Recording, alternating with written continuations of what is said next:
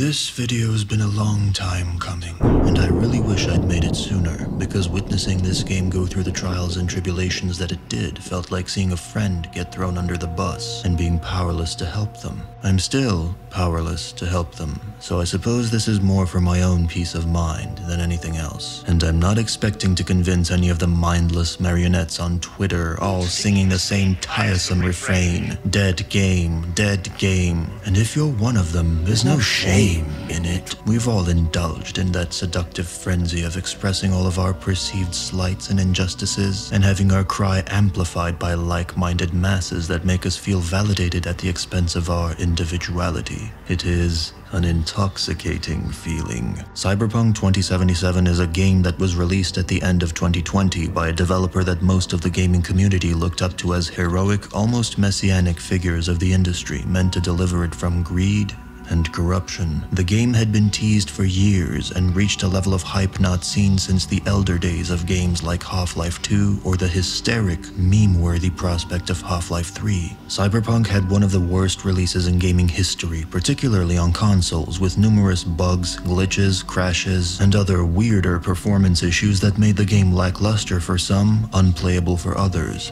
It was the first game in history to force PlayStation to amend its no refunds policy and start reimbursing customers who bought it through the PS Store. How many of these people actually couldn't play the game, and how many could but jumped on the chance to play it, finish it, then get their money back, we'll never know. I know people who bought and played the PS4 version and told a similar, yet less dramatic story. There were bugs, there were crashes, but the game was not unplayable. And since all consoles are basically the same, reports of the game's poor quality shouldn't be dismissed, but they should be taken with a sizable grain of salt. The situation becomes even murkier on PC, where the truly spectacular, more memeable glitches reared their foul heads. No doubt the result of playing the game on old, haphazardly stitched together rigs that can barely support last generation's games, and that would be hard to account for during the QA and troubleshooting phase. All the while, those with more powerful machines, as well as services like GeForce Now and Google Stadia, were able to run the game surprisingly smoothly. My own day one experience with the game was almost entirely bug-free, both on GeForce Now and on my far from next-gen rig. Given this erratic data, it's hard to reach a consensus and provide a comprehensive picture of the game's overall state at the time of release. All the same, it's tough to make light of such a grim picture. On a micro level, the buggy nature of the game, as well as the discordant chatter around the game, overshadowed the immersive experience players were meant to have. On a macro level, it overshadowed any conversation about the game itself.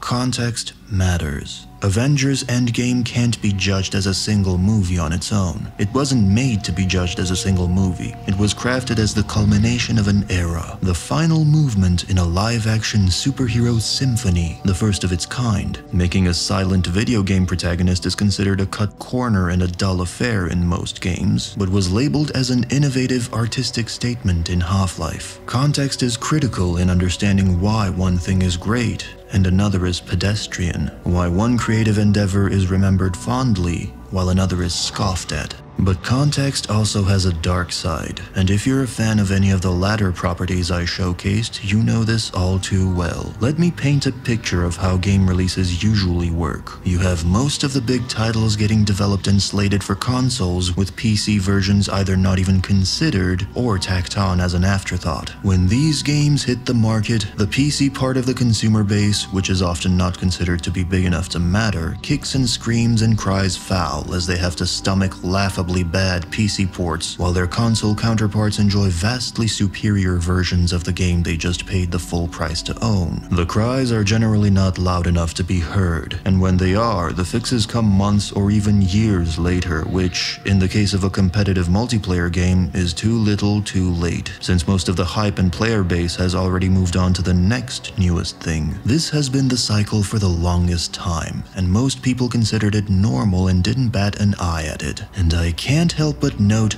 how funny the disproportionately large reaction to the opposite situation ended up being. The console heads make up the biggest chunk of the market, so it's normal from a financial perspective to cater to them first and foremost. Yet there's something hypocritical about all this. If quality is what we claim to be after, why doesn't that entail the quality of all versions of a product? Why do companies only pursue it when it suits them financially? Why do gamers complain inordinately louder the more of them they are? And why does the media fan the flames of discord, thanking all their unholy gods for gifting them something scandalous to write about? Context can highlight the merits of an artistic endeavor, but it can also sink an otherwise worthy product, drowning it in a cacophony of screams, insults, and blame. One has to wonder if the console version of Cyberpunk was the better one, and if the PC market in relation to the game was smaller, would the release have been the same? The outcry as large?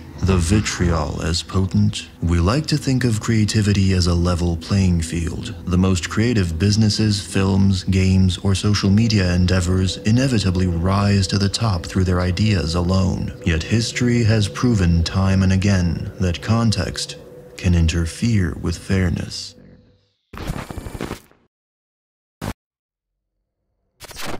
As an extension of the previous chapter, I'd like to touch on the putrid canker that is E3 presentations. Events that, despite their often deceptive nature, always somehow succeed in hyping up gamers that by now should know better. Unplayable demos that were choreographed and scripted more carefully than a presidential speech or the first iPhone presentation. It was so choreographed, if you went off the script, it could...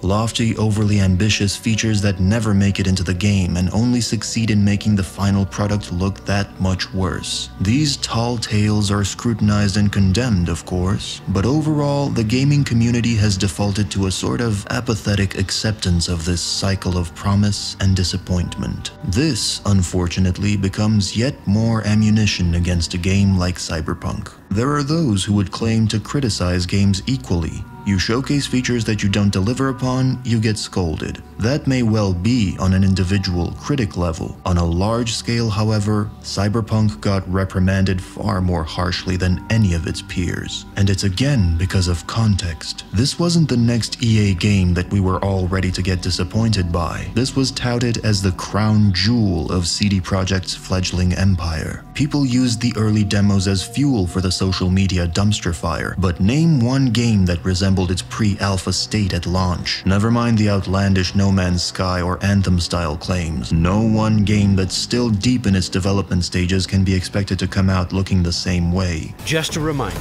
everything you've seen and are about to see, including this particular feature we're about to show you, is from a work-in-progress version of the game and may change over the course of development. Developers partake in these glorified PR stunts because interest in their game would wane if they didn't, because they don't want to be the only guy or girl that didn't show up at the high school reunion even though they didn't want to go. Things change, ideas and features get thrown around, sometimes publicly, that end up getting cut due to time and budget limitations, or due to creative reasons. This is a reality we all accept, but in the case of Cyberpunk, the abnormally negative reception presented an opportunity to use these early, pre-release, not indicative of the final version stamped all over it demos and add them to the pile of criticism. Why not? Might as well. A person is smart and reasonable, but as a collective, humanity has never been one to take a step back and reflect before spewing venom, particularly not online. This was the perfect storm to tear this game a new one before actually playing it, or at best, after watching a Let's Play. People also go on to blame the hype machine, and I don't see why you would. The marketing department just did its job. It raised awareness and excitement for the game, which is the goal of any such apparatus. What else are you gonna say? Don't get too excited for this? Maybe not pre-order? Were there some lofty words used in the promo material? Yes. Were there cut features? Of course. Again, every game has them. Did this get blown out of proportion? Also yes. Does any of it mean this game is not worth your time? Most certainly not.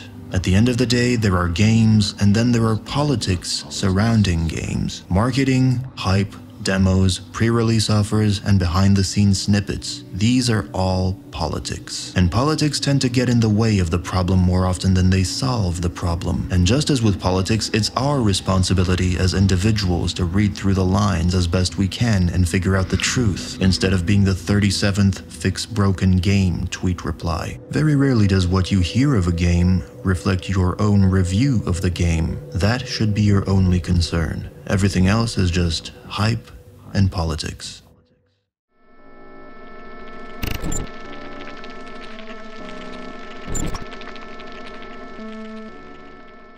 I've always had a weird relationship with bugs. On the one hand, it's important for reviewers who claim to help people through a thin facade of video game journalism to point out when a game is too buggy to purchase. Stop and save your money, this game's not ready yet. Which is all the utility these people can and should provide. On the other side of it though, bugs aren't really an intentional part of a game. They're an accident, an oversight. Therefore, any discussion about bugs that overshadows discussion about the actual game is doing a disservice to that game from the viewpoint of creative and artistic meritocracy. In the case of a movie, we barely, if ever, place emphasis on crappy CGI, subpar production, or mistakes in the execution, the equivalent of technical issues in a video game. No, films lack conventional bugs, and so we're free to focus on the entirely subjective story being told and provide our entirely subjective opinions on it. A quaint, yet arguably fairer, more productive relationship. Video games, however, are far more complex, and I admit I fantasize of a day when we can organize our video game reviews into not one, but a staggering 2 columns. One for technical problems, and one for discussing the actual fucking game. And for those of you who claim you shouldn't try to divorce technical flaws from the rest of the game on account of it ruining the entire experience, I'd argue that you're less concerned with the experience or with protecting consumers, and more concerned with, let's say, a misplaced extremist sense of justice, and that you're more than willing, happy even, to sacrifice a game's potential value on the altar of vindictive rage, convincing yourself that you're doing Tears good work.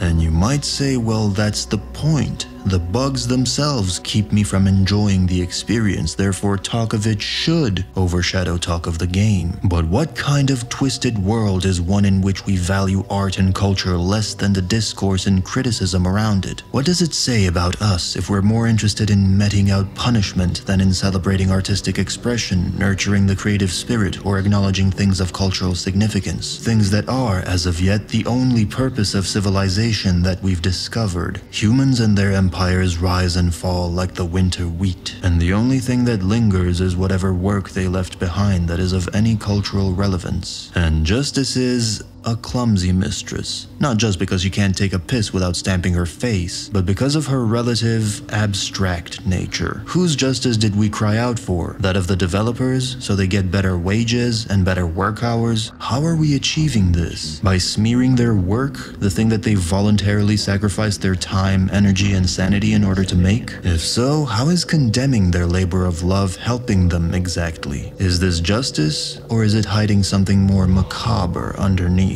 An excuse to indulge in our darker urges to burn someone at the stake. The truth is, we as a collective hold little real power. If punishing the upper echelon of CDPR was the point of this stoning, Cyberpunk made enough money to buy Sweden, so all the time, energy and angry tweets were just noise. Noise that ended up hurting the very developers they professed to help. Developers who were free to resign any time and who'd probably be better off without our bickering for or against them. In my experience, the collective is far better at uplifting and jump-starting various projects and careers than they are at dealing justice. There's no justice when the whole fucking village is involved. That's just noise. Why can't we say, this game is great, but don't buy it just yet, wait for an update or two, and leave it at that? I guess it doesn't sell as well as CDPR betrayed me, a titan's fall from grace, or this game is fucking garbage. And petty YouTubers and publications blaming a company's leadership for being money hungry, and then proceeding to desperately and clumsily monetize that opinion through YouTube videos, articles, and blog posts strikes me as somewhat ironic, and it saddens me that that's lost on people. I should make it clear that I by no means want to justify bugs in a game, yet I have noticed that the smarter of us tend to either hold off on buying a potentially problematic game or try to get a refund if one is offered, without whipping into a frenzy and launching themselves nose first into a Twitter tirade. Actions speak louder than words is the usual axiom, and speaking with your wallet is the loudest of all actions. Then there's the issue of time, which further puts this into perspective. When Arkham Knight first came out, its PC port had a release that rivaled that of Cyberpunk on consoles, yet I didn't catch that train. By the time I bought the game, all the technical issues had been ironed out and the game looked and played as well as, if not better, than its console counterparts. What kind of review should I then write for it? Should I judge the game based on its entertainment value and artistic merits, or should I pay attention to the now irrelevant meta commentary surrounding the game at release? How many reviews had a pristine experience playing Cyberpunk, yet felt compelled to acknowledge and defer to the loudest voices crying out against it? At what point in the future do the technical and managerial discussions surrounding a game become irrelevant when judging the game? Never? That's certainly not the case for Arkham Knight. It's not even the case for No Man's Sky, a game so broken, empty, and maligned on release that everyone assumed its creator would just take the profits and flee to a remote country to hide from the wrath of his customers. And yet, the opposite happened. The game was patched and revamped to the point where people now call this a good game. How do you square the background commentary surrounding the game with the game itself? Yahtzee himself lamented this issue while discussing early access games. I made a vow to stop reviewing games that are still in early access, because anything I criticise can get fixed before the final release, and then my review just has to dangle there from the internet looking all wrong and stupid. And it seems to me like the same principle applies, not just to early access games, but to games in general, because once the initial wave of chatter about the game, be it hype or disappointment, recedes, what you're left with is whatever the creative expression of the people working on it was. If anything, I think the core of the issue is that people look for role models, heroes. To that effect, they also need to identify villains. And this kind of binary thinking not only makes us more interested in the actor rather than the character, the musician rather than the music, and the developer rather than the game developed, exiling the product itself into the background in the process, but it also funnels us into judging the product with a simple yes or no, without giving such a complex, multi-layered endeavor its due.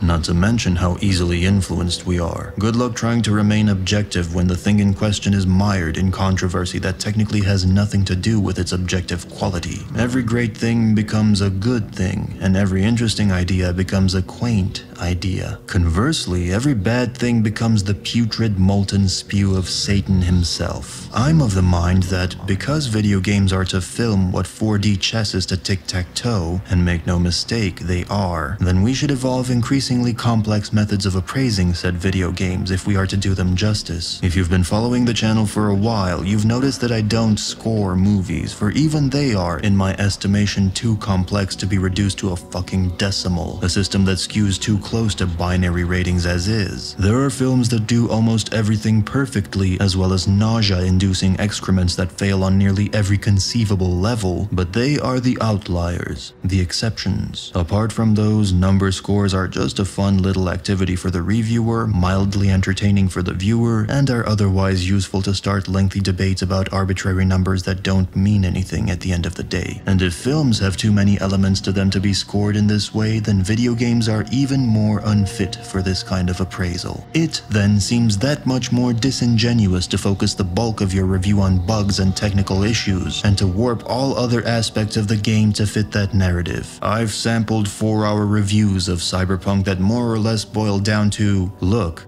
see, there are bugs. And then there's all this other stuff that the game does, but there are so many bugs. And nothing that the game offers connected with me, probably because of the bugs. And it has some pretty unique endings, but there is such a thing as bugs, so I didn't like them. Actually, why are there bugs in the world? Let's have a philosophical chat about that, shall we? It just became tiresome after the 37th minute mark. Bugs, missing features, and dead game. When everyone starts sounding like mindless automatons, it usually means they stopped thinking for themselves some time ago, and you're better off having an intelligent conversation with fucking Pinocchio. By now it's probably obvious to you that I'm sympathetic towards this game, partly because I think it's good. I mean, if the video ended with, "That said, this game's trash," it would be the ultimate meme. But that's not the point. This is not a review of the game. The point of this is to highlight how the commentary surrounding a creative work can hijack the conversation and warp how we perceive it, and how, if we're the least bit as interested in truth as we seem to be, we should try our best to look past that commentary in order to get to the truth. That's it. You can click off the video now,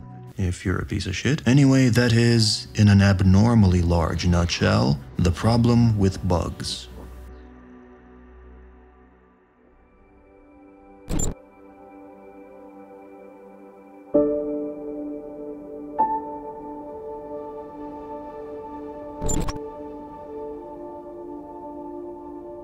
There is a game that to me serves as allegory for this exact issue. A game that perfectly highlights why assigning blame to an entire organization indiscriminately is a mistake. And if you're remotely interested in RPGs, which, considering that you're watching a video about Cyberpunk, you probably are, chances are you're very familiar with both the game and the controversy surrounding it. Mass Effect 3 was released in March of 2012. What followed was a situation not unlike the one Cyberpunk faces now. People were displeased with the ending and organized petitions, rallies, and some clever exercises in sarcasm, all in an attempt to reach out to BioWare, who initially tried to take a more or less silent stance. But the collective outcry was too loud to ignore, and something had to be done. Ultimately, the higher-ups decided to touch up and elaborate on the endings, which meant that the same people that slaved away to deliver the game in 2 years, which for a project of this scope is ludicrous, they were the ones that had to go back and crunch some more, to brush up endings that they didn't vote for to begin with because it was above their pay grade. The reaction to the ending wasn't wrong.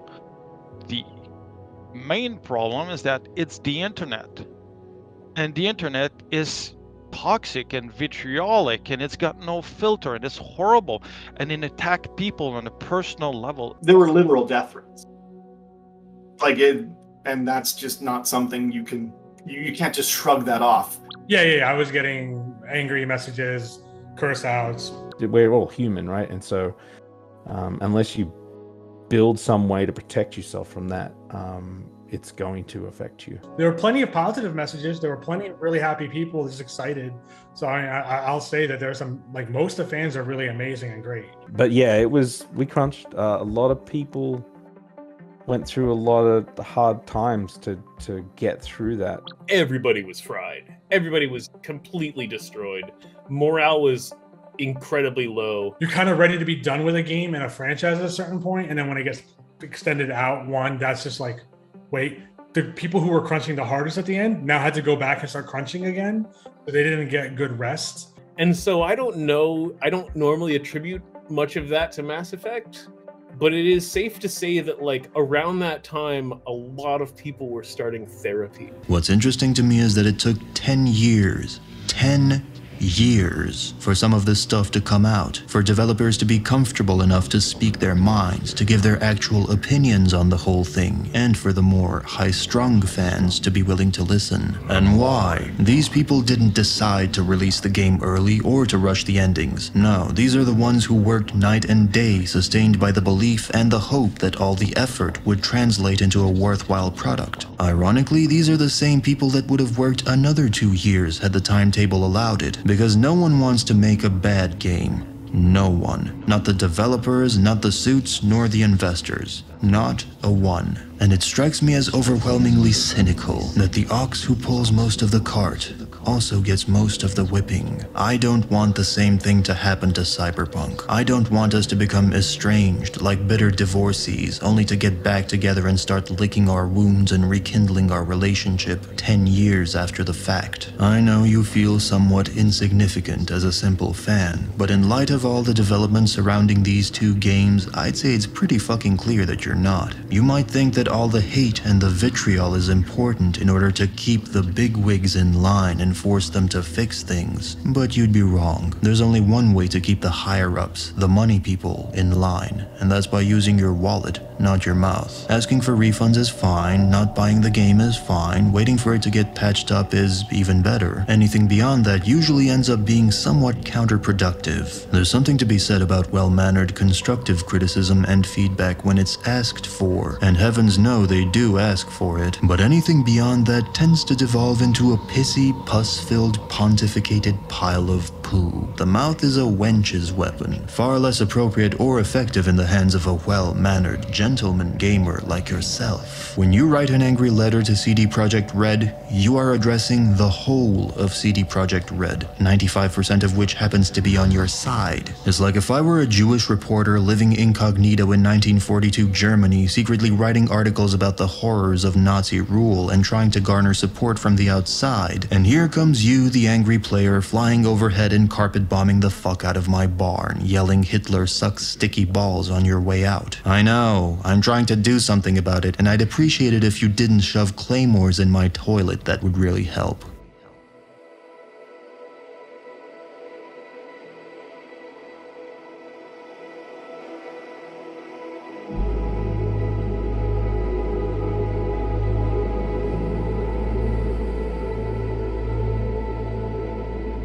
Perhaps the biggest irony in all of this is that the gaming landscape is a very soulless one currently, with gigantic publishers churning out unoriginal, lackluster, and creatively bankrupt titles in droves to an ever more jaded consumer base. CD Projekt knew this and rushed to deliver something that would brighten our day a bit, only for us to turn on them for stumbling on the way. By the way, who do you think pressured them to release Cyberpunk before it was ready? The same people that later sued them for releasing the game before it was ready. The bloody investors. Hate is an ugly and usually useless affair, but if it has to be done, at least make sure your malice is not misplaced before you unleash it. It saddens me that so many people who are fans of this immersive sim genre refuse to play it because of what they heard about it. And it's funny how this game has so much of what gamers are clamoring for. Good characters, great storytelling, authenticity, compelling themes and symbolism, endings that are truly distinct and that have a lot of work and thought put into them, yet we do not see any of that. Instead of a great game, we see a good, a so-so, or a meh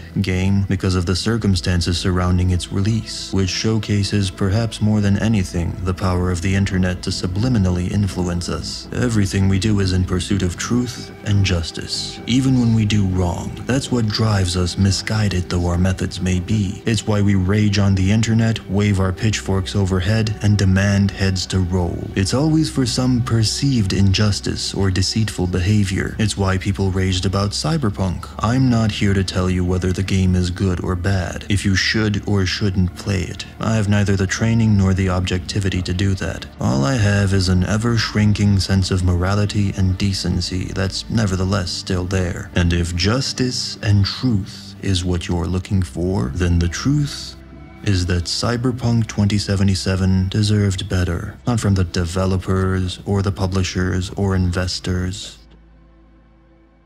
but from us.